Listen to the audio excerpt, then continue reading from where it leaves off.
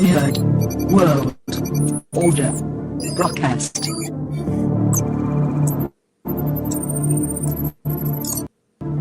Diamond phones connected. Initiating broadcast signal in 10, 9, 8, 7, 6, 5, 4, 3, 2, 1.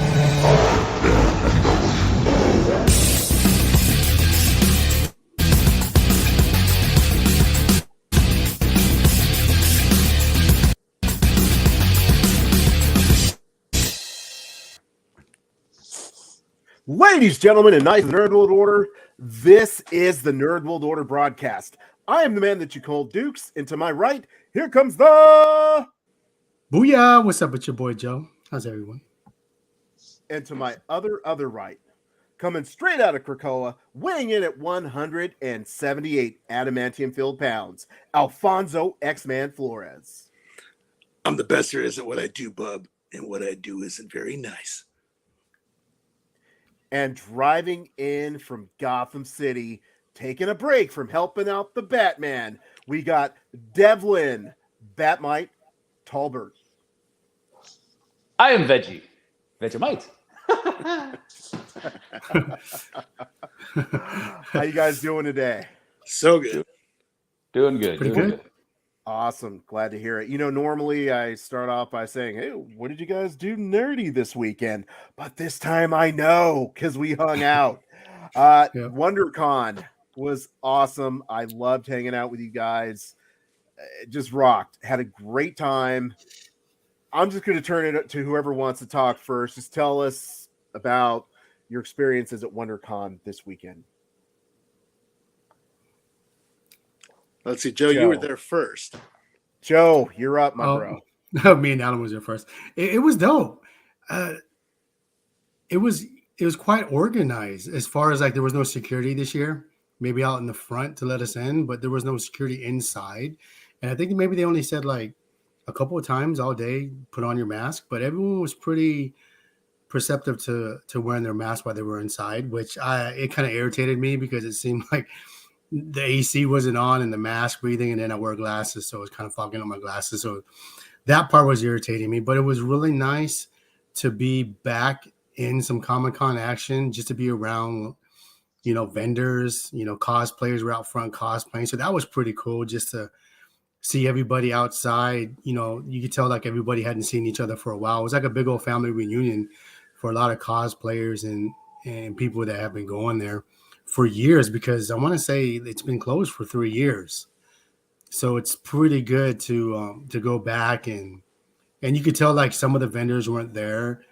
You know, there was more room between, you know, the aisleways, but overall it's one of my funnest cons. I don't know about Alfie and Delvin and Alan, but it's one of my favorite cons. I like going there. It's not as crowded. You can get the same thing you can get at Comic-Con.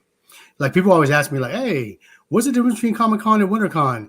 Well, the biggest thing that I could say, the only difference is the vendors and everybody's the same. Usually the cosplayers are the same. The only difference is, say, San Diego Comic-Con will have like the Avengers, where WonderCon will have like CW type of actors, where like they're still, don't get me wrong, they're still good actors, right, in their own right, but that's just the kind of celebrities that they get. I mean, we all still watch TV and TV movies and sitcoms. So for us, we enjoy both that side of the celebrities that they get there, and also the main celebrities in Comic-Con. But WonderCon gives you more of an access to see stars and have the opportunity to take pictures with them, and you know, like sign some autographs and pictures signed and stuff like that. So I really enjoy WonderCon. Yeah, my knees at this point in my life, they can't handle the sheer size that is San Diego Comic-Con. So Right. It's nice to have something that's a little bit smaller. Definitely smells better. That's nice too, you know? And I feel like when I'm at WonderCon, I have more of an opportunity to sit there and talk with artists and creators.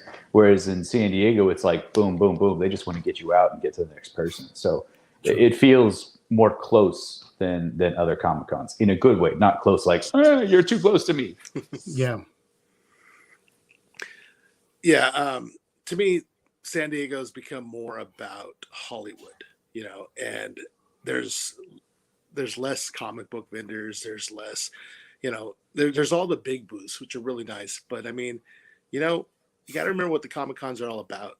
It's about the everyday vendor out there with the brick and mortar stores, being able to showcase and, in the limelight, you have them, you have the artist alley with, the new up and coming artists or established artists who just haven't really made it to the big three yet. No, there's not three, there's a big two. So, really appreciate that about that. I got there Friday night. I had to work Thursday and Friday. I'm sorry, Thursday, Friday, Saturday. Sorry. So I got there Saturday night. And I got there just in time for Uncanny X-Men panel. And that was the place that I really wanted to go. I wanted to meet up with Joe and Dukes there. So we all met there. And it was a pretty good platform for somebody of my status. I have status now with my Uncanny X-Men's Instagram page because I was recognizing people that I followed. They were recognizing people that followed me. And, it was so cool because like people were like, "You're the X-Memes guy?" And I'm like, yeah. I was surprised. I'm over here being a fanboy about people that I follow, and they're like after me, like they're following me, and I'm like, this is great. And I'm like, I'm just trying to do a service for people, making everybody laugh with, X-Men jokes or, memes and, repurposing of old artwork. It was super awesome for me. I took, I had to do an X-Men trivia game. Man, I missed it by one question. Dukes and Joe were there cheering me on, and I missed it.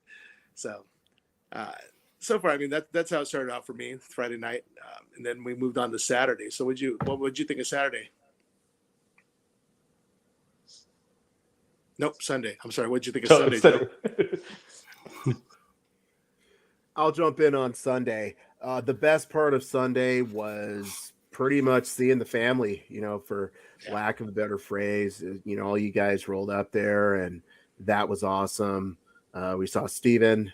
So we met Bella and Amanda there. So that was great. It was my first time meeting Bella. That was super cool. Just got to walk around. Wes came all the way from Kansas City. Shout out to XMen Cosplay. Now he's also doing the 3D printing, but it was great seeing Wes. We haven't seen him in like 4 years. That's what it was all about for me on Sunday. Joe and I went to a couple of panels. I thought that, one was okay. I thought the other one really didn't speak to what we were looking for out of a panel. Joe has something sarcastic to say. Go for it, bro. So like the panels, like me and Dukes like to go to panels, and what we like to go to panels is we like to go there and to learn and to understand how to grow our brand and our podcast. The funny thing is the first panel we went to basically just regurgitate what Alan has been telling me constantly. So it was just weird to hear from somebody else the same thing that Alan's been saying a long time. And basically it's just like we just need to be more aggressive. We're not aggressive enough. And like I said, with the addition of Alfie, he helps us be more aggressive. And so basically for us, even though we like to walk the floors and we like to meet, the artists that are like an artist alley, and people that write books, we like to go talk to them and see what they're about. And me and Alan had made some couple connections that we're going to, in the future, have them on the podcast and talk about the stuff that they're working on and their next. So that's going to be pretty cool. So the one thing that we got away from the panels is just be more aggressive. And if you really want something, you got to put in the work. It's never going to be easy, even if you love it. Yeah. I had like a cough attack in one of the panels. It was so bad I had to run out. Literally ran out of the panel. Like I looked over to Joe. I was like, I have to go. I have to go. Oh, it was bad. Dude, he was like coughing so much. He's like, we got to go. So we go out, we're on the escalator. My man's teary-eyed. His sniffles are there, and he's coughing nonstop because his throat's dry, and we forgot to pack the water. And so people were going up the escalators just staring at us. We're like, relax, bro. We're vaccinated, bro. We're good. But it was pretty Yes. funny. Yeah, the panels, I'll say, to Joe's point, I don't think it was a lot of new information, but I always like the reinforcement. And if nothing else, it tells us we're on the right track. I think the last good panel that we went to was probably, when we saw Jonathan at Geekscape, him and Ian and everything. I think as far as that goes, we kind of walked away like really pumped up and inspired. These panels didn't do that. In fact, Ian, I was listening to, the Geekscape, and he said like he didn't really see any panels that he wanted to go to. And I felt like that was the challenge. Like the panels weren't really that, they really didn't talk to me. Like, for instance, okay, I'm going to whine. I'm going to rant for a moment, okay? Go ahead. First of all, we got there in time to have good seats for the Fear the Walking Dead panel, okay? Yep. So when I went to get Alfonso, Joe had to sit through a Bigfoot panel. And, the show, Finding Bigfoot, Discovering Bigfoot, it wasn't that good of footage, and I apologize for Joe for having to sit through that awful Bigfoot footage. It was like 50% Blair Witch. Footage of Bigfoot wasn't that good. This is so new. I'm sorry. Yeah, unfortunately, it wasn't even Bigfoot. It was people saying, "What's that sound? What?" Yeah. What? Yeah. Yeah, like Blair Witch did that in the 90s, right? Yeah. What's that? Yes. Oh, so what's Joe that? had to sit through that. Okay. Then, biggest disappointment of the con for me. You guys know I love Walking Dead. I am loyal enough to watch Fear the Walking Dead. I didn't watch all of The World Beyond. I'm still into Walking Dead proper. But they had a Fear the Walking Dead panel. So I was hyped. Joe got us seats. We were right in front. I was like in the center so I could stare at Lenny James. Lenny James could stare at me. Go back and forth, right? I was ready. And all of a sudden, bam, Zoom comes up. There's like a Zoom on the screen. And the moderator's like, welcome to the Fear the Walking Dead panel. And I still had hope. Okay. I was like, oh, but any second now, the stars are going to walk out. And then, sure enough, bling, bling, bling, bling, bling. It looked like Hollywood Squares. Okay. Yeah. I was off for the day. I didn't want to sit in the Zoom meeting, and I didn't want to watch Hollywood Squares. For real. I wanted to be able to stare at Lenny James and say, like, okay, tell me about when Morgan was training on that kendo stick. That's what I wanted to do, is ask him those questions. So yeah, that pretty much sums up most of the panels. I know X loved the Uncanny X-Men panel. I'll let you tell us what you loved about that, X. Yeah, it was moderated by a guy named Dylan Carter. He goes by Warpath Dylan on Instagram. He's a great guy. He has has a couple of his own groups and podcasts, and they had a couple people on there from X Reads the Podcast. They had two cosplayers, Michelle Waffalo and Nerd Alert Cosplay. Michelle Waffalo does amazing work. Found out that her mom makes all her cosplays. It was kind of cool. But she's always going to be like Jean Grey or Emma Frost. She went to the Eternals premiere dressed as Angelina Jolie's character and got to meet her. Nerd Alert Cosplay. This guy is amazing. He was there at the con dressed as Weapon X, and he had this whole Weapon X thing behind him that he was popping out of, like busting through a lab, But my favorite cosplay he's ever done, he did a Sinister cosplay, and Mr. Sinister was amazing. And I'm sorry, I can't forget his Omega Red cosplay. This guy goes on and beyond. He is nuts with his cosplays. Then as well, there was an X-Men artist who actually worked on X-Men Evolution. Peter Nguyen is his name, Nguyen, Ngyen. And then there were the big guns. They had Larry Houston, the writer, producer, frontrunner for the X-Men animated series. I had the pleasure of sitting down and talking to him at another con one time, and we just talked and talked and talked. This man, he gave me all the secrets, all the nooks and crannies, like why was Warpath there or not Warpath, but Proudstar there in the beginning of the intro, and he wasn't in the episodes at all. Why the Gremlin was in there. It was a little pink guy on the bad guy's side running against the X-Men. They never once showed him. He wasn't even an X-Men character. He was a mutant, but he was a Hulk villain. It was ridiculous. They threw everybody they possibly could in there. They even talked about Pride of the X-Men when they had that pilot, and Wolverine had an Australian accent, and they're like, well, Crocodile Dundee came out. Why don't we make him Australian rather than Canadian? So they were trying to get on that popularity. And what's funny about that is later on we got an Australian guy to play Wolverine. Yeah. And then the other two, oh my gosh, I gotta look up their names. It was Eric and Julia. Eric and Julia Lewald. So those two, they were big time people when it came to executive producing X-Men animated series as well. And what was cool was we had to go back downstairs to get a badge for my son.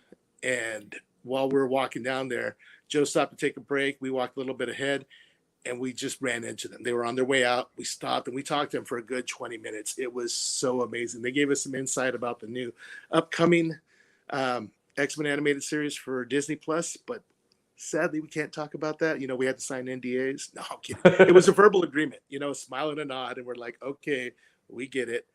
But oh my gosh, it was so amazing. I had goosebumps on top of goosebumps. These are people that, not really my childhood, but they shaped. What I told them, I go, look, thank you, because you made it possible for all my friends to see how great the X-Men are. I've always known by reading the books, and they were going to pick up comic books when the cartoon came out. Then they're like, oh, you're onto something here, So those two were great. And then there was another gentleman there who was in charge of X-Men Evolution. He's also an artist. I picked up some artwork for him. You've probably seen it online. There's like a Breakfast Club X-Men Evolution picture. Oh my gosh. Yeah, for his name escapes me, but he's amazing. So it was all X-Men, and I was super stoked. I was beside myself, and it was so good to have my friends there with me to just, talk when I couldn't. Oh, forgot one more. There was the Juggernaut cosplay. Been wanting to see this guy forever. This guy is huge. It's like humanoid or human. I can't really pronounce it on Instagram, but I'll put up some pictures when I show this. He is amazing. So what about you guys? What do you think of that panel? This is what I have a problem with, man. Like, I'm okay with cosplayers getting up there, but I felt it took away from Larry, Eric, and Julia some of the questions that I really wanted to hear more from those three than a couple of cosplayers. I mean, no disrespect to the cosplayer. I think they do have some good costumes. But for that panel, I felt they're a fan just like we are. I don't need them on that stage. I want people that were talking about the animated series because that's what it was about. That's why we wanted to go there. I didn't want to go there. I've seen her on, I don't know her name. Michelle, is it Michelle? Michelle Waffalo. Yeah, I've seen her on the red carpet. Hey, that's cool and all. But we were watching X-Men probably before she was born. And so for me, that's who I wanted. I wanted to talk to Larry and Eric and Julia. And one of the guys had like an awesome question about how they tackled Christianity with Nightcrawler, who perceives as a demon.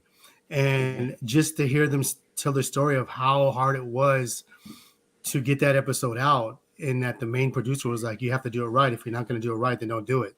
And that was just really cool to hear those kind of stories.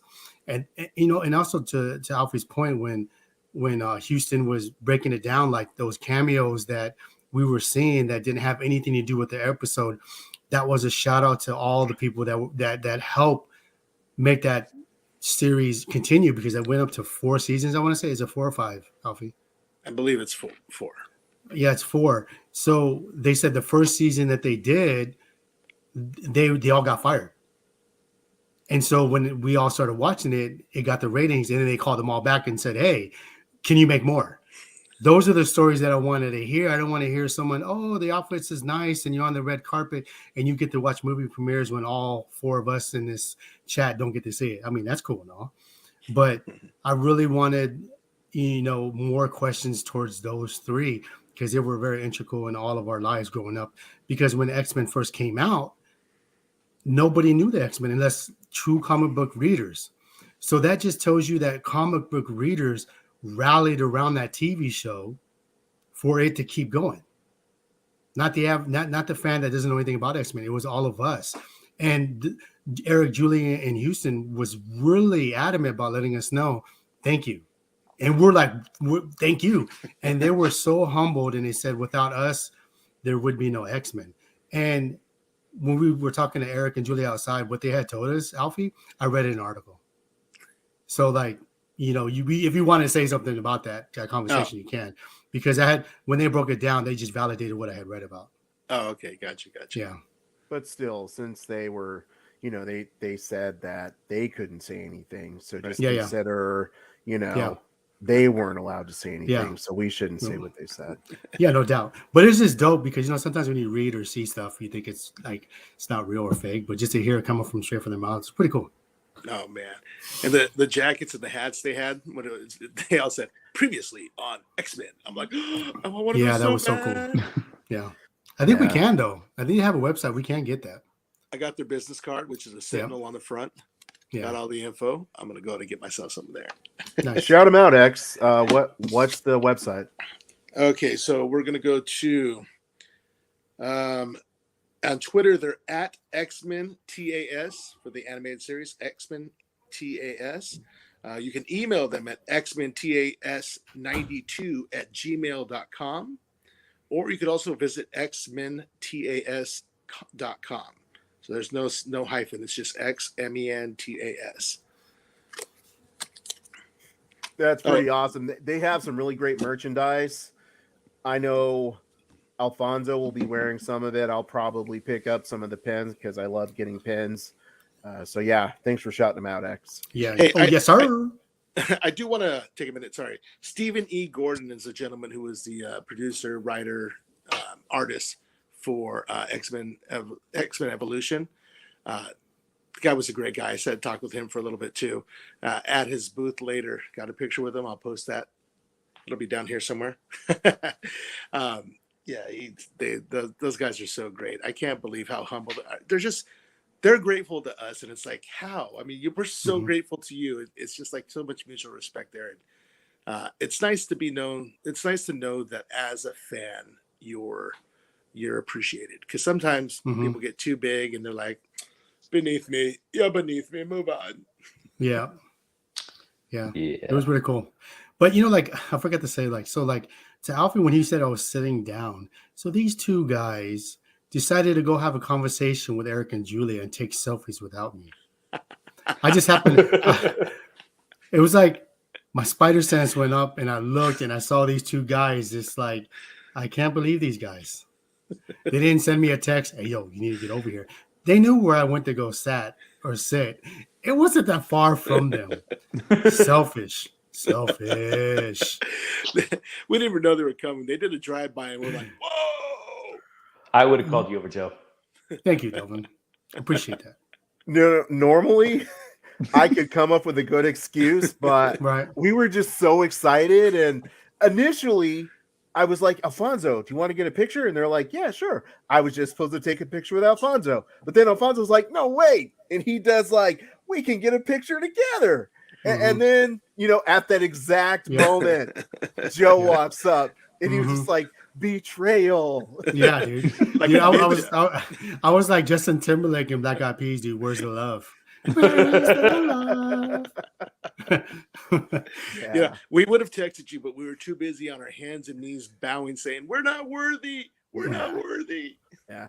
And my thing was, they were headed to their car. They were to their hotel or their car. Yeah. They were done for the day, but they were still so enthusiastic to talk to us. Yeah. And it's like, wow, you guys have had so much success in your industry, yet you still take time to talk to us. It's just so impressive. Larry Houston was the same way. Oh, yeah. Shaking our hands. Hey, thank you for everything. Because of you, I was just like, man, it's just crazy. Like, we're big fans, and they're the fans of us. It was pretty cool. It was a unique situation. I appreciate it. So let me throw one final WonderCon question out to you guys, which is, we're all nerds, which means we ended up picking something up here, something up there, something we didn't need, and it probably has no place for in our house. Mhm. What was your favorite find? I'm gonna have to say my Hot Wheels X-Men Blackbird, because it was originally released in blue, and I got it in black. It's gorgeous. How much was it? Okay, it's everywhere right now. You get this for $50. Oh, I wow. don't know. I think there was a guy watching the booth, and he's like, I don't know. I think it's $7. And I'm like, here it is. Boom, bam, I'm gone. That is awesome, dude. Sleeping on the Jets. Nice. What about you guys? Batmite, what'd you find? I found Batmite. This little Batmite figure. It's like this little soda pop figure. I just happened to be over in small press with my daughter, and she goes, "Daddy, look, it's Batmite." And I was like, "What?" And I looked down, and sure enough, there's this little soda pop can that has a Batmite figure in it, and I am so stoked to have my little avatar with me. Nice. Yeah. That's awesome. Cost me all of like $5. That's awesome. Oh, Dukes, you're muted. I said it's perfect for the podcast, dude. I absolutely love it. Yeah. Joe. Well, I got, if you could look in the picture in the background. Oh. And so people that can't see it, so I had to buy it. It's a picture of Andrew Garfield saving Mary Jane with Emma, like, no, Gwen, sorry. I don't know why I said Emma. That's Gwen. That's Emma Watson. That's right. Yeah. I was like, but it's Gwen in the background, and she's hugging him as, you know. To me, that was one of the scenes that hit me hard when I watched Spider-Man From Home, because I'm a huge Andrew Garfield fan. I think he's one of my favorite Spider-Mans. I mean, don't get me wrong, Tobey Maguire's an OG. I like him a lot. And Tom Holland's pretty good, but Andrew Garfield, I feel is like sometimes the middle child never gets love, and to me, that's the middle child. And I'm a huge fan of that guy, and that scene hit me. It resonated with me, so I was like, I had to get it. And then I got like, you know, me and Alan both like All Might, so I got like an All Might bottle opener for when I drink some beer. Let's go. Hey, I do want to point out one other thing. So my boy C-Jack from C-Jack's Art World, he did this Brotherhood of Evil Mutants print a while back, and I was like, I was gonna go down the street and buy it from him personally, but I'm like, I'm gonna wait till I get it from you at a con. And I finally got it, man.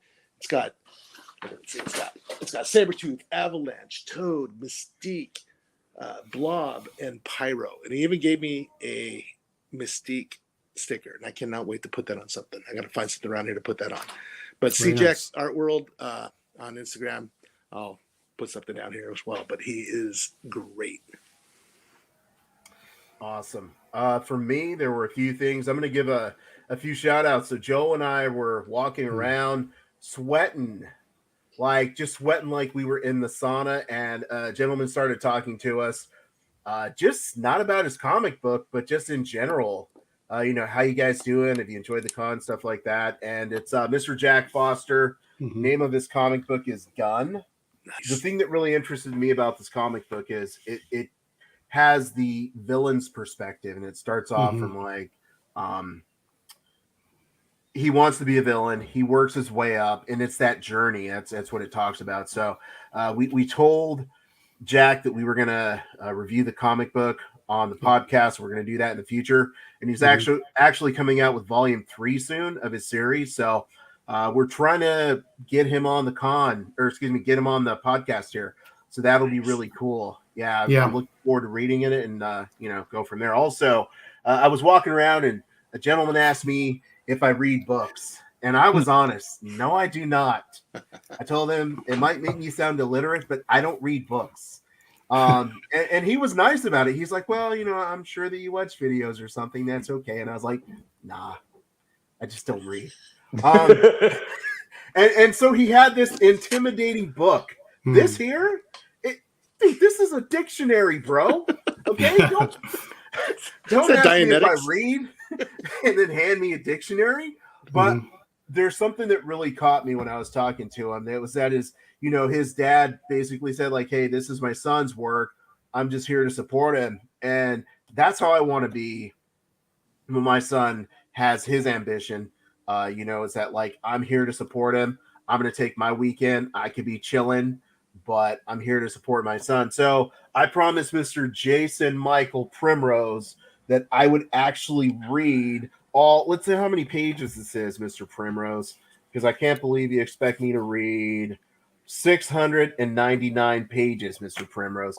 I haven't read 699 anything, even 699 words in this entire decade. But you never know. I may. I'm going to, because I told him by the time we get to Comic-Con, I was going to read. The name of his book is 2052 Time and Salvation.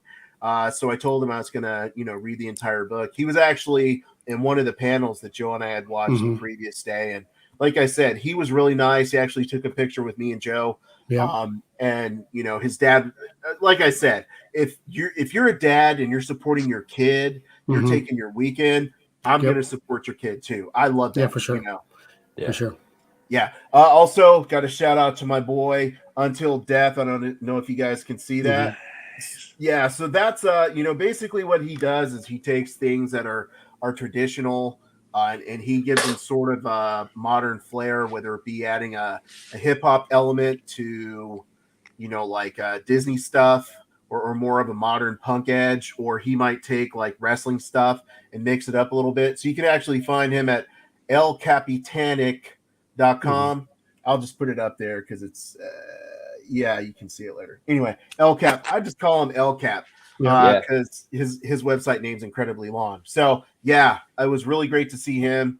He's always really cool. I see him at a lot of conventions, and I love his stuff because, like I said, it takes stuff that we grew up with, like wrestling, like some Disney stuff, comic books, and he puts like a hip hop flair on it. Like he'll mash up, like, let's say Biggie Smalls with a superhero.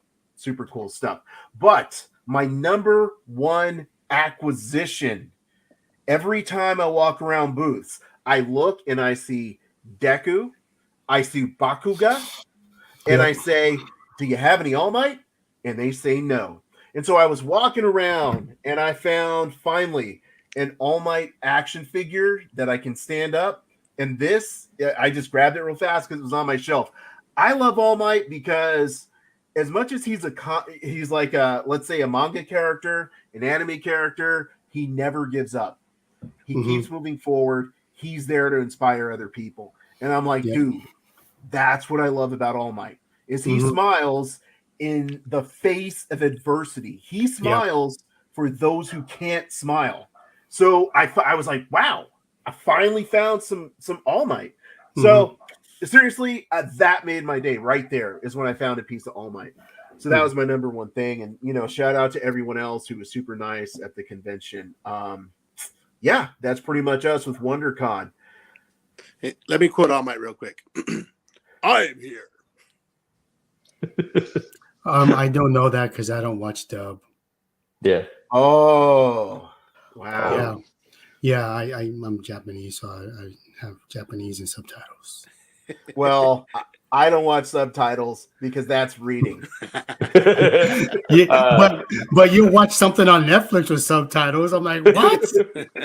How does that make sense? My wife used to get on my daughter. She's like, you got to read. I'm like, dude, she reads her anime. It's right there on the TV. She probably reads more than both of us put together. My buddy John actually picked up a couple of pieces from that El Capitan Inc. guy.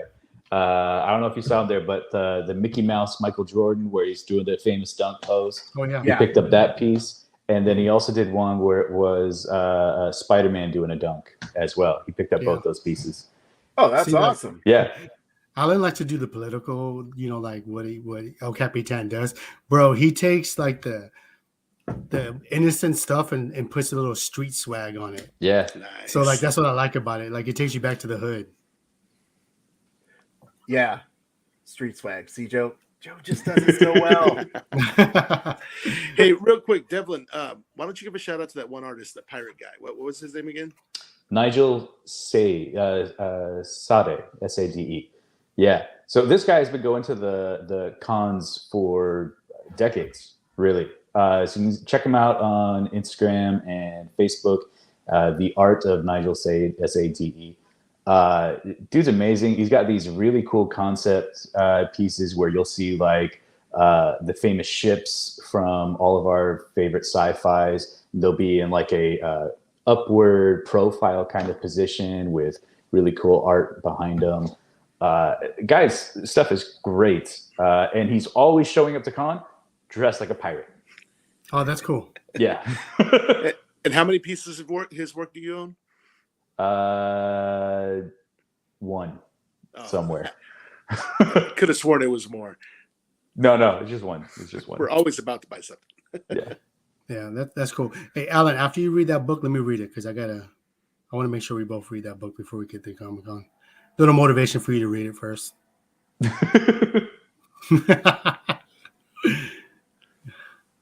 You're muted up. You're muted, Dukes. Alan.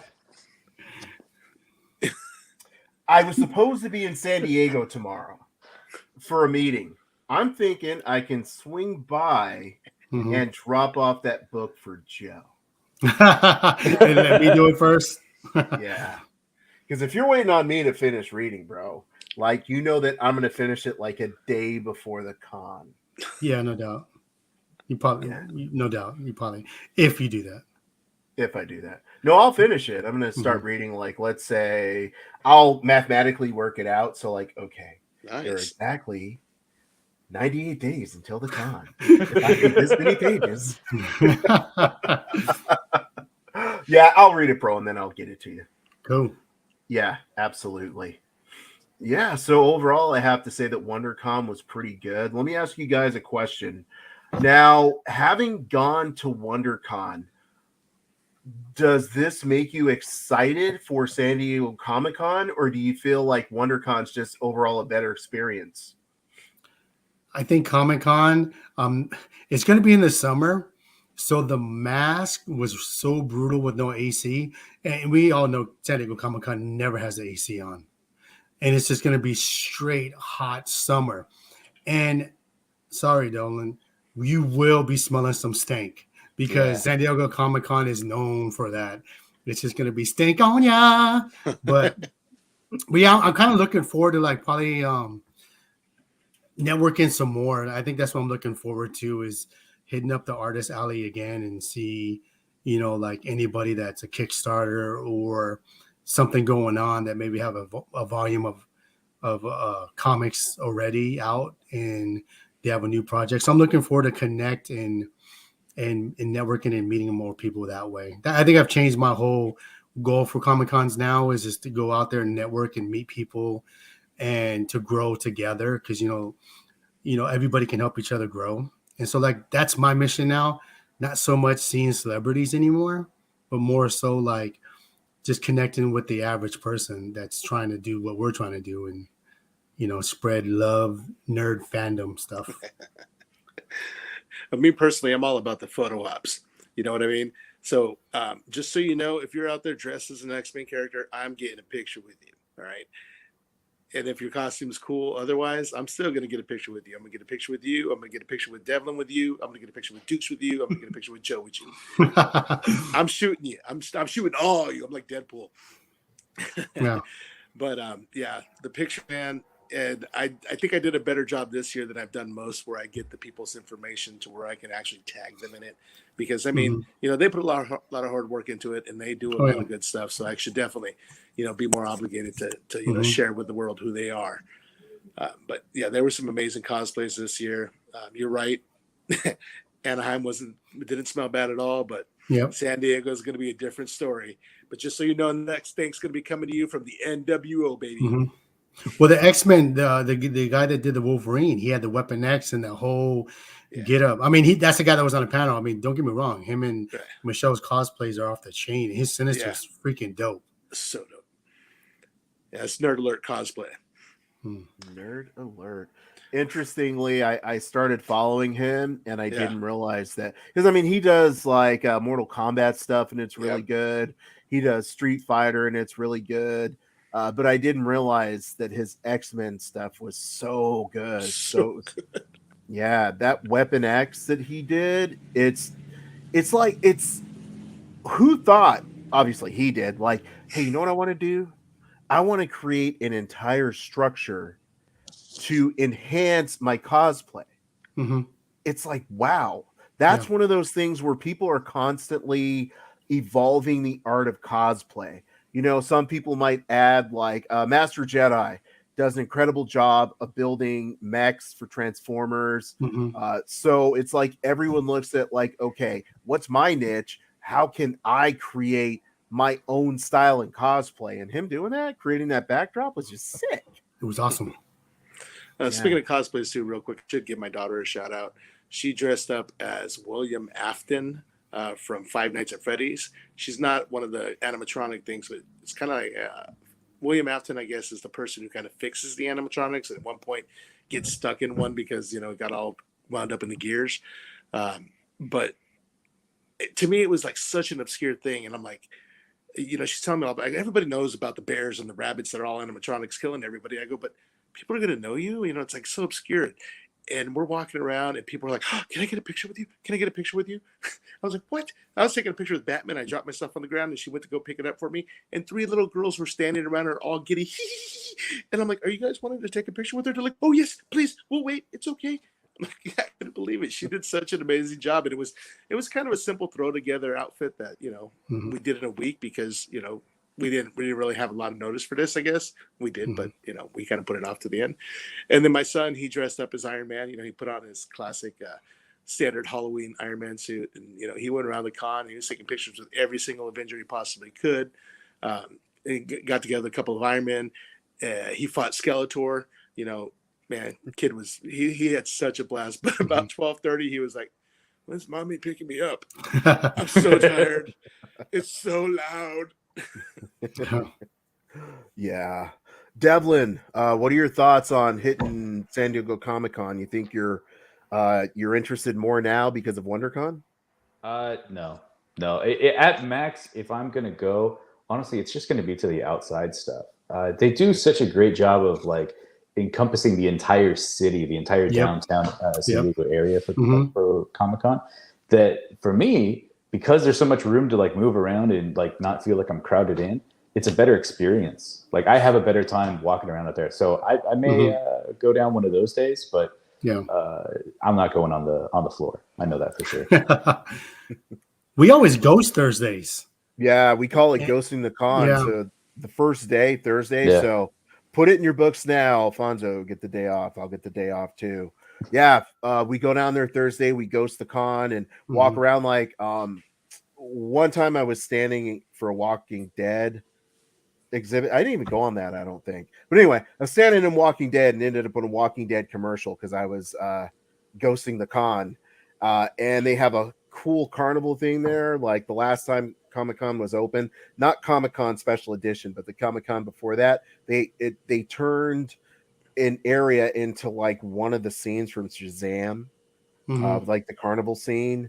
It's so great. You can have so much fun just ghosting the con. But what I will say, get there early because it gets hot, and make sure that if there's like something you really want to see, like like I'm a Game of Thrones fan or Shazam fan or Walking Dead fan, get there early because by the time you get through that first exhibit, everything else is super crowded. It's like a 2.5 hour wait. Yeah. But I like it because it makes it to where you don't have to buy Comic-Con tickets to enjoy the Comic-Con. Yeah. Oh, yeah. Right. Absolutely. Yeah. And you can meet celebrities out there, too. I ran into Chickless out there one year. He was just out looking at one of the things. I'm like, dude, selfie. You're not even going to talk about the multiple times that you've met Kevin Smith outside of Comic-Con? Down in San Diego at the time of Comic-Con, but not on the floor of Comic-Con? Yeah, back when K-Rock had the Kevin and Bean show for their morning show, they would go there every year and they would do a morning show about 6 a.m. I'd roll out of bed, I'd climb over there and, just hang out with them. And, I would meet everybody, but Kevin Smith was my favorite, so it's like every time Kevin Smith was there, I was there getting pictures with him. I think I walked down the 7-Eleven with Bean from Kevin and Bean. Who else? Mike Catherwood and Dave the King of Mexico. So if anybody of you guys listen to that show at one time, you'll know who I'm talking about. Will Ferrell, I met him out there. Seth Green. There was just Nick Swartzen. Swartzen. Oh man. Aziz Ansari too. Met him in the elevator. Yep. I felt kind of bad. I interrupted his phone call. Mm. We also saw Yaya Yin or Yayan. Oh, Yaya Han. Yaya Han, yeah. Yeah. That's pretty cool. We got a good picture with her. She was awesome. So Yeah. gracious. She was eating lunch and she didn't mind. Yeah. Like, I'm so sorry, but we're not going to get very many opportunities. Cool. Yeah. You guys, when dressed up as Dudley Boys, that was the best cosplay ever because it was so simple. You guys look so perfect and you got so much recognition. I mean, I was pretty much cameraman that day, just shooting pictures left and right. It was great. Yeah, that was one of those where I just looked at the Dudley Boys one day and I said, yeah, we can do this. Yeah, I was totally against it. I was like, ain't no one gonna know us, man. No one's gonna know us. And sure enough, man, what was the biggest? I was actually talking about that today because one of my drivers, Mike, shout out to Mike. We were talking because he's been watching old school WWE, Right. and we're talking about WrestleMania. And I was like, yeah, we went as the Dudley Boys, and I was telling them how Devon and Bubba both acknowledged our cosplay. Bubba on Twitter and Devon on Instagram acknowledged us as the Dudley Boys and said we did them proud. So that was huge for us. That was good. Yeah. And what Ziggler said, he had to do a double take when he saw you guys. Oh, yeah. Oh, yeah. That was cool. He's like, wait a minute. I think I fought you guys before. Yeah, that was super cool. Yeah. For me, I feel like WonderCon didn't get me more excited for Comic-Con because I know the difference now. Yeah. WonderCon is a fun, intimate experience where you get to hang out with your friends and you can actually walk together in a group and you can stop and have a conversation.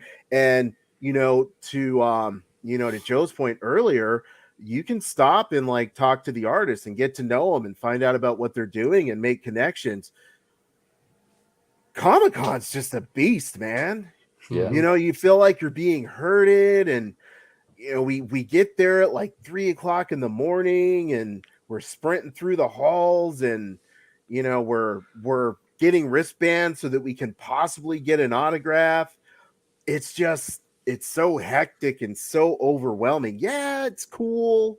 You don't even want to go on the panels because you have to stand in line for, like, let's say, if you're lucky, 45 minutes, but most people like 4 hours to see a panel. And so Comic-Con, yes, we're going to be there. We hope we see everybody. There are friends and family that we're looking forward to seeing again, but I just feel like WonderCon is probably my favorite as far as the size, the level of panels that they have there. Normally this year was kind of stinky, but normally the panels that they have there, it didn't make me want to go to Comic-Con more. It just made me appreciate what WonderCon has to offer. Yeah. Hey, one thing I do want to point out too, you guys, one of you mentioned that, the feeling I love about WonderCon, there's always like a dance party out by the fountain, right? There's always music blaring. There's people that are just having such a great time. And, nobody's getting in each other's face about anything. It's a blast. I mean, Aquaman did get mad at me when I asked him what kind of fish it was, but other than that. Yeah. Well, WonderCon, you're not going to have anybody stab anybody else with a mechanical pencil in Hall H. Yeah. Too soon. Yeah. Too soon.